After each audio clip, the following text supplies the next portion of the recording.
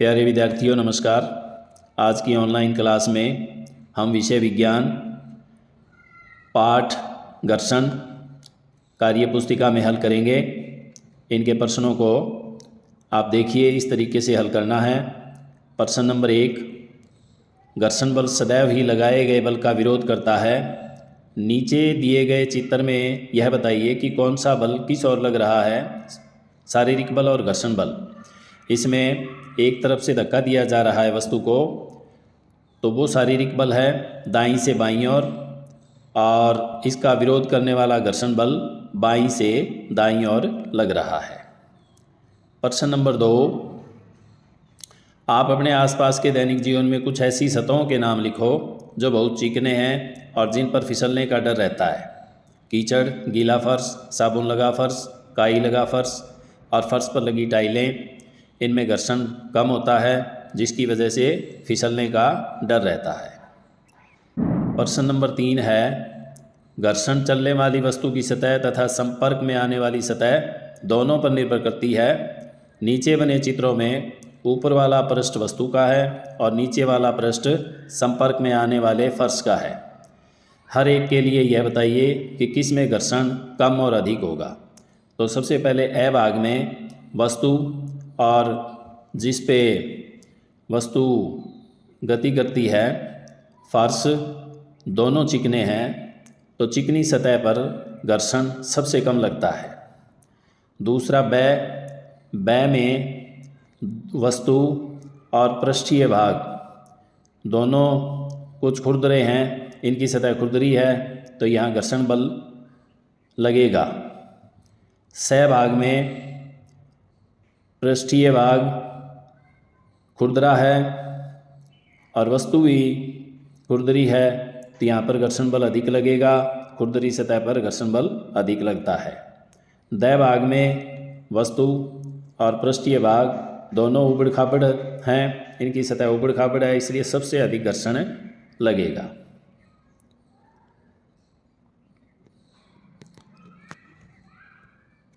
अगला गतिविधि है, एक टेबल, 2 ईंट के टुकड़े, पेंसिल बॉक्स, सरसों का तेल, जूट के कपड़े की चादर, एक स्टॉप वॉच। तो इसमें टेबल के 2 पायों के नीचे ईंट लगा करके एक तरफ से ऊंचा किया गया है। तो ऊपर दिखाए गए चित्र की तरह एक टेबल को ईंट की मदद से टिका दो। अब एक पेंसिल बॉक्स को ऊपर से बिना धक्का दिए सरका दो। अब एक स्टॉप वॉच की मदद से उसके टेबल के अगले छोर तक पहुंचने का समय नोट करें। अब टेबल के ऊपर एक जूट के कपड़े की चादर डाल दें। अब पेंसिल बॉक्स के नीचे सरकाने की प्रक्रिया को दोबारा कीजिए और समय नोट कीजिए। अब पेंसिल बॉक्स को एक खुरदरे कागज़ से लपेट दीजिए और फिर प्रक्रिया को दोहराइए, समय नोट कीजिए। आखिर में टेबल पर सरसों का तेल डाल दीजिए और फिर पेंसिल बॉक्स को नीचे सरकाइए और समय नोट कीजिए। तो आपको इस टेबल पर जो ये गतिविधि दी गई है, इस तरीके से पेंसिल बॉक्स को रख करके ऊपर से नीचे लुढ़काना है और इनकी ऑब्जर्वेशन इस टेबल में लिखनी है। तो केवल टेबल के ऊपर जब पेंसिल बॉक्स बिना किसी के रखा जाए तो यह एक छोर से दूसरे छोर पर आने में बहुत कम समय लेगा, और दूसरे भाग में जब टेबल के ऊपर जूट के कपड़े की चादर हो तो सतह खुरदरी हो जाती है, जिसकी वजह से घर्षण बल बढ़ जाता है। तो बॉक्स दूसरे छोर पर आने के लिए अधिक समय लेगा। तीसरे में पेंसिल बॉक्स के ऊपर कागज़ लगा दिया, जिसकी वजह से घर्षण बल बढ़ गया, सतह खुरदरी हो गई, यहाँ भी अधिक समय लगेगा। और चौथी गतिविधि में टेबल के ऊपर तेल लगा दिया, तेल लगाने से सतह चिकनी हो गई और घर्षण बल कम हो गया। तो यहाँ पर पेंसिल बॉक्स एक छोर से दूसरे छोर तक आने में कम समय लेगा, क्योंकि घर्षण बल यहाँ कम लगता है। अब ये बताना है किस स्थिति में पेंसिल बॉक्स को नीचे आने में सबसे ज़्यादा समय लगा और क्यों। जूट के कपड़े की चादर बिछाने पर। इस स्थिति में चादर में अनियमितताओं के कारण खुरदरापन बढ़ने से घर्षण भी बढ़ जाता है, जिसकी वजह से अधिक समय लगता है। ब भाग है, टेबल पर किस स्थिति में पेंसिल बॉक्स को नीचे आने में सबसे कम समय लगता है और क्यों? टेबल पर तेल लगाने से चिकनापन बढ़ेगा और घर्षण घट जाता है और समय कम लगता है। पेंसिल बॉक्स के ऊपर एक खुरदरी कागज़ लपेट के सरकाने से क्या अंतर दिखाई देता है? खुरदरा कागज़ लपेटने से घर्षण बढ़ जाता है और दूरी तय करने में समय अधिक लगेगा। अगला है, क्या आप यह सोचकर बता सकते हैं कि सतह खुरदरी होने पर घर्षण क्यों बढ़ता है? दो सतहों में अनियमितताओं के बढ़ने से घर्षण बढ़ता है। दोनों में अनियमितताएं एक दूसरे में धंस जाती है और घर्षण बढ़ता है। अब गतिविधि नंबर 2, सामग्री एक टेबल, एक रुमाल, एक मोटी सी किताब इस तरीके से रखी गई है, आप चित्र में देख सकते हैं। और बताना है, पहले टेबल पर रुमाल को रखिए और इसको खींचें। क्या तुम्हें रुमाल को खींचने में कोई दिक्कत आई? कोई दिक्कत नहीं आई। अब रुमाल के ऊपर एक मोटी सी किताब रख दो। अब दूसरी टेबल पर रुमाल के ऊपर एक किताब रख दी। अब बताना है, इस बार रुमाल को खींचने पर क्या हुआ? पहले से अधिक बल लगाना पड़ा। क्या तुम बता सकते हो ऐसा क्यों होता है? क्योंकि किसी वस्तु का भार बढ़ने से घर्षण में वृद्धि होती है। पुस्तक रखने से रुमाल पर भार बढ़ जाता है। घर्षण भार के समानुपाती होता है। भार बढ़ेगा तो घर्षण बल भी बढ़ेगा। अगला प्रश्न है, स्केट्स पर चलना सीख रही सुनीता बार बार गिर जाती है, क्या तुम इसका कारण समझा सकते हो? तो ये देख कर के चित्र आपको बताना है। तो स्केट्स में पहिए लगे होने से लोटनिक घर्षण होता है जो कि कम होता है। इससे पैर स्केट्स के साथ तेज़ी से आगे बढ़ जाते हैं व शरीर जड़त्व के कारण पीछे रह जाता है, इसलिए वह गिर जाती है। प्रश्न नंबर 7 है, क्या तुमने कभी पैरा जंपिंग देखी है? देखी है तो हाँ में इसका उत्तर लिख सकते हैं और फिर इसके प्रश्नों का जवाब देना है। हवाई जहाज़ से कूदने के काफ़ी देर बाद पैराशूट खोला जाता है, क्या तुम इसका कारण सोच सकते हो? क्योंकि समय के साथ गति बढ़ती है और गति कम करने के लिए पैराशूट खोलकर उसका क्षेत्रफल बढ़ाया जाता है, जिसकी वजह से वो धीरे धीरे नीचे आए। प्रश्न नंबर 8, पैरा जंपिंग और स्केटिंग के खेलों में तो हमने घर्षण की दखलंदाजी देख ली, और कौन कौन सी खेलों में तुम्हें घर्षण का प्रभाव दिखाई देता है? लिखो। क्रिकेट में, कुश्ती में, कबड्डी में, फुटबॉल में, दौड़ में, इन खेलों में घर्षण का प्रभाव दिखाई देता है।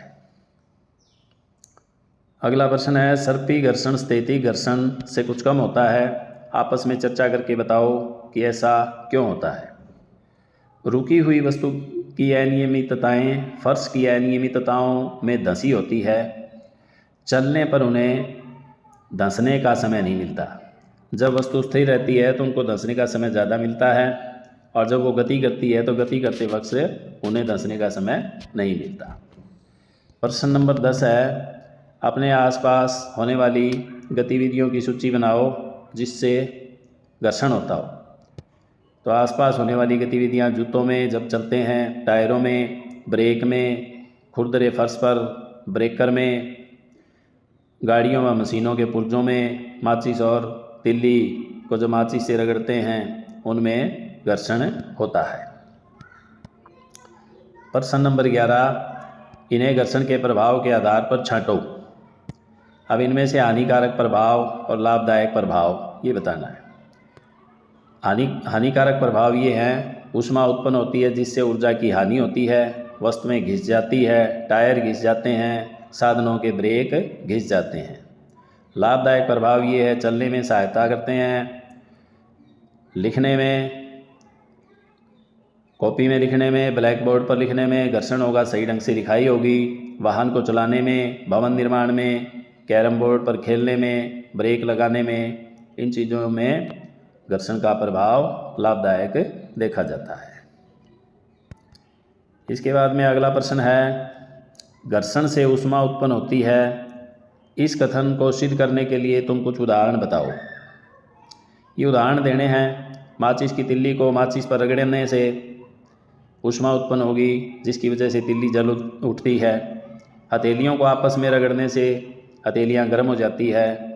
मिक्सर ग्राइंडर चलाने से वो गर्म हो जाते हैं। मशीनों के पुर्जे जब मशीनें चलती आपस में रगड़ खाकर गर्म हो जाते हैं। अब अगला प्रश्न है, नीचे बहुत सारी गतिविधियों के बारे में लिखा गया है। इन गतिविधियों में से छांटकर नीचे तालिका में लिखो कि कौन सी गतिविधि में घर्षण को बढ़ाना है और कौन सी में घर्षण को घटाना है। हर गतिविधियों के लिए यह भी लिखो कि उसमें घर्षण को कैसे घटाना या बढ़ाना है। अब ये गतिविधियाँ लिखी गई है। जूते, कार के टायर, साइकिल के ब्रेक, कबड्डी के खिलाड़ी को अच्छी पकड़ के लिए, कैरम बोर्ड मशीन, गतिशील पुर्जे, जिम्नास्ट को अच्छी पकड़ के लिए, दरवाज़ों के कब्जे।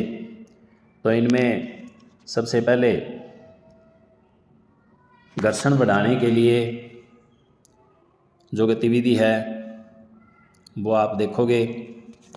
इनमें जूते, कार के टायर, साइकिल के ब्रेक, जिम्नास्ट को अच्छी पकड़, कबड्डी के खिलाड़ी को अच्छी पकड़। और ये कैसे बढ़ाना है? जूतों व टायरों में जो खांचे बनते हैं, खांचे बनाकर उनका घर्षण बढ़ाया जा सकता है। ब्रेक लीवर को दबा करके घर्षण बढ़ाया जा सकता है। हाथों में रुक्ष पदार्थ लगाकर घर्षण बढ़ाया जा सकता है। खिलाड़ी हाथों पर मिट्टी लगाते हैं, कबड्डी के खिलाड़ी जब कबड्डी खेलते हैं। कैरम बोर्ड में पाउडर छिड़क करके घर्षण घटाया जा सकता है। मशीन के गतिशील पुर्जों में तेल या ग्रीस या स्नेह, ग्रेफाइट आदि लगा करके घर्षण घटाया जा सकता है। दरवाजे के कब्जों में स्नेक लगा करके घर्षण घटाया जा सकता है। अगला प्रश्न है, अपनी पाठ्य पुस्तक के चित्र 12.13 के आधार पर बताओ कि एक स्नेक किस प्रकार घर्षण घटाने में सहायता करता है। तो आपकी पाठ्य पुस्तक में चित्र दिया गया है, उस चित्र को देख करके ये बताना है कि स्नेक है घर्षण को कैसे घटाने में सहायता करता है। तो उसमें लिखना है, स्नेक से दोनों सतहों के बीच एक पतली परत बन जाती है जो चिकनी होती है, जिससे गतिशील पृष्ठ सीधे ही एक दूसरे से रगड़ नहीं खा पाते। इस प्रकार अनियमितताओं का जो अंतःबंधन का अंतःपाषण है वो दूर हो जाता है और घर्षण कम हो जाता है। इसलिए स्नेक घर्षण घटाने में सहायता करता है। अगला प्रश्न है, क्या घर्षण को शून्य किया जा सकता है? अपने साथियों व शिक्षक से चर्चा करके लिखो। नहीं, कोई भी पृष्ठ पूर्णतः चिकना नहीं होता, उसमें कुछ न कुछ अनियमितताएं अवश्य होती है, इसलिए घर्षण को शून्य नहीं किया जा सकता। अगली गतिविधि है जिसमें सामग्री है एक रोलर वाली अटैची, पहिए लगी अटैची। एक रोलर वाली अटैची को उल्टा करके खींचने की कोशिश करो जैसे चित्र ए में दिखाया गया है। फिर अटैची को सीधा करके खींचो जो कि चित्र बी में दिखाया गया है। इस तरीके से अटैची को खींचना है।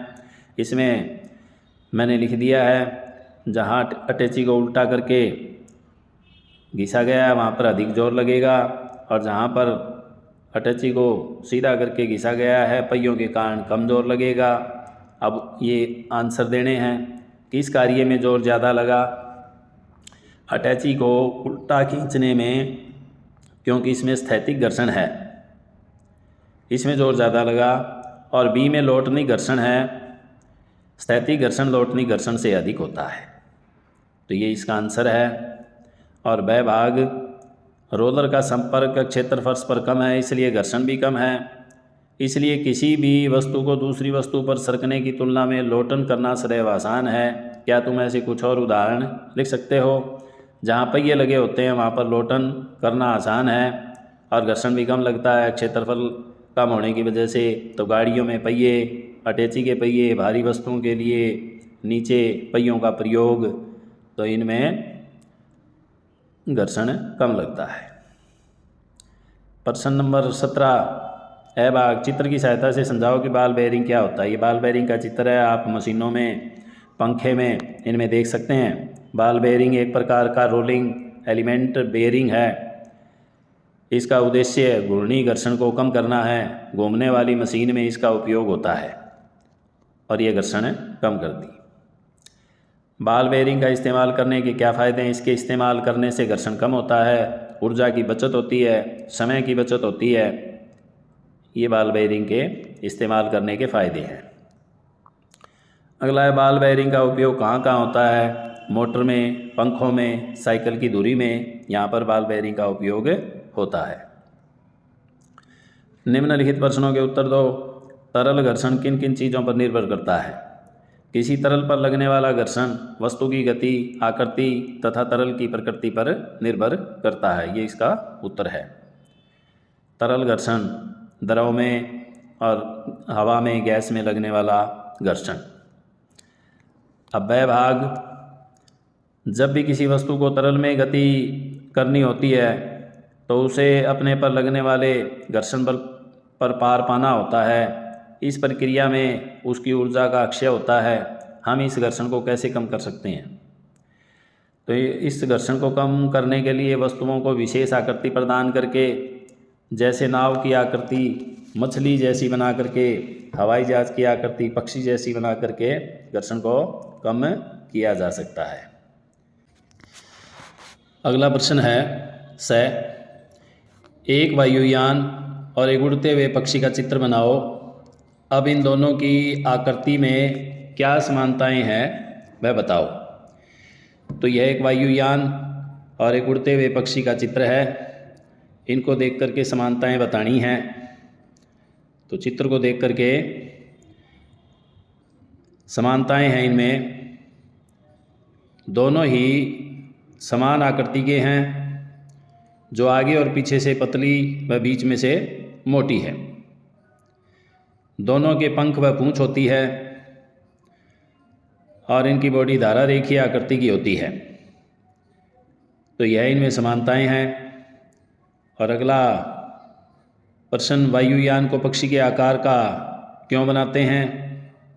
क्योंकि इस प्रकार की बनावट तरल में घर्षण को कर्षण भी कहते हैं, तो कम करती है और उड़ते समय वायुयान में ऊर्जा कम खर्च होती है। तो इसके लिए वायुयान को पक्षी के आकार का बनाया जाता है। तो इस तरीके से हमारा घर्षण का पाठ हल हुआ। तो प्यारे विद्यार्थियों, इस पाठ को आप अपनी कार्य पुस्तिका में हल करेंगे। और आप इस चैनल पर नए हैं तो इस चैनल को सब्सक्राइब करें और वीडियो को अपने दोस्तों में शेयर करें। अगली वीडियो में फिर हम एक नए पाठ के साथ मिलते हैं। तब तक के लिए धन्यवाद।